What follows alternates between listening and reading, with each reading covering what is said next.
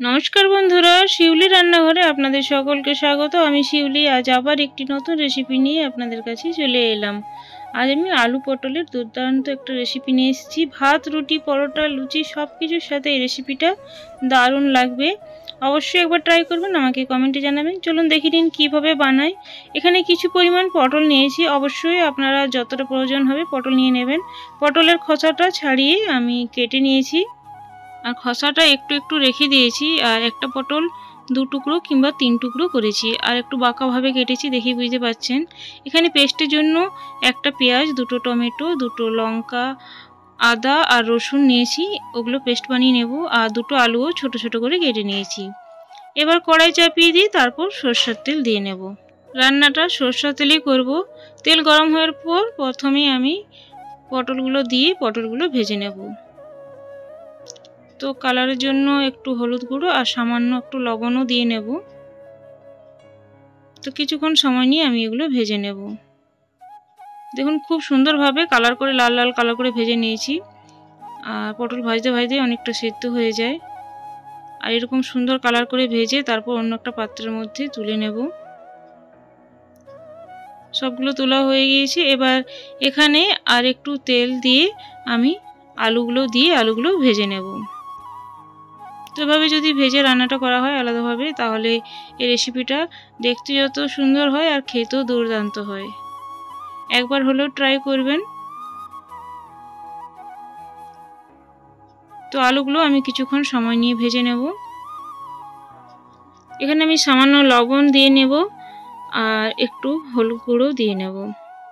তারপর ভেজে নেব।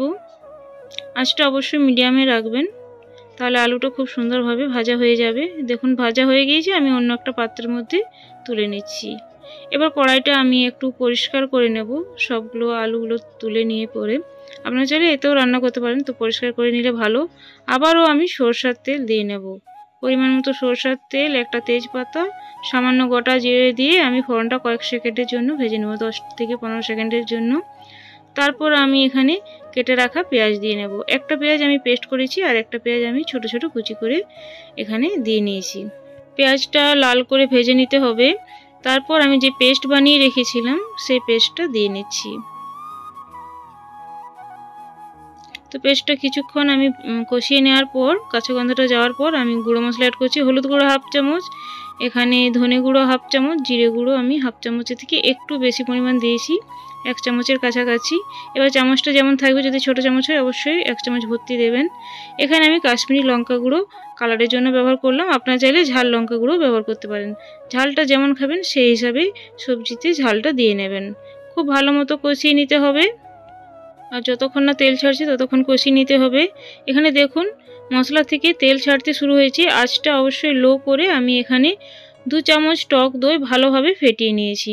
আপনারা চাইলে গ্যাসটা অফ করেও এই দইটা দিয়ে নিতে পারেন। তো ভালোভাবে মিশিয়ে নিয়ে আমি তারপরে কষিয়ে নেব। প্রথমে ভালোভাবে মিশিয়ে নিচ্ছি আর গ্যাসটা অফ করে দইটা দেবেন, তাহলে ফেটে যাওয়ার কোনো রকম ভয় থাকবে না। তো এবারও মিডিয়াম টু লো আছে আমি কিছুক্ষণ কষিয়ে নেব, যতক্ষণ না আবারও তেল ছাড়ছে। মশলা থেকে দেখুন তেল ছাড়তে শুরু হয়েছে। আর এবার আমি ভেজে রাখা আলুটা দিয়ে আরও আমি কষিয়ে নিচ্ছি। এখানে কষাতে কষাতে আলুটা অনেকটাই সেদ্ধ হয়ে যাবে। তারপর আমি পটলগুলো দিয়ে নেব। আর এই রেসিপিটা বানাতে যত সহজ, খেতে কিন্তু দুর্দান্ত হয়। এবার স্বাদ মতো আমি লবণ দিয়ে নিলাম। বন্ধুরা, আমার এই রেসিপিটা ভালো লাগলে প্লিজ লাইক, শেয়ার, কমেন্ট করে সাবস্ক্রাইব করে আমার পাশে থাকবেন। পাশে দিয়ে বেলটা প্রেস করে অল করে দেবেন, তাহলে নিত্য নতুন ভিডিও বা রেসিপি সবার আগে আপনাদের কাছে পৌঁছে যাবে। বেশি ভালো লাগলে প্রিয়জনদের মধ্যে শেয়ার করতে ভুলবেন না। নতুন বন্ধুরা যারা চ্যানেলটাতে ভিজিট করছো, ভিডিওটা একটু ভালো লাগলে চ্যানেলটাকে সাবস্ক্রাইব করে পাশে থাকবেন, এই অনুরোধ রইল। দেখুন খুব ভালো মতো আমি কষিয়ে নিয়েছি। এবার আমি জল দিয়ে নিচ্ছি।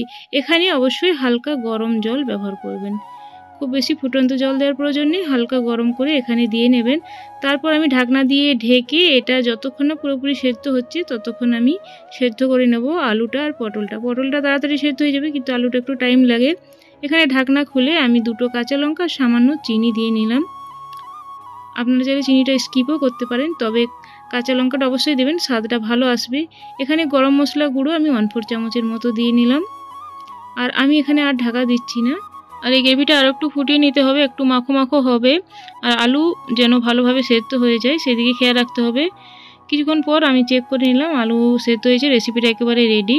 এখানে ঘি দিয়ে নিলাম, হাফ চামচ ঘি দেওয়ার পর ভালোভাবে মিশিয়ে গ্যাসটা অফ করে কিছুক্ষণ স্ট্যান্ডিং টাইমে রাখার পর আমি পরিবেশন করব। দেখুন দেখতে কি দুর্দান্ত হয়েছে, খেতেও কিন্তু আরও সুন্দর হয়েছিল। না বানিয়ে খেয়ে দেখলে বুঝতে পারবেন না। আজ তাহলে আসছি বন্ধুরা, পরে একটি নতুন ভিডিও বা রেসিপি নিয়ে আপনাদের সাথে আবার দেখা হবে।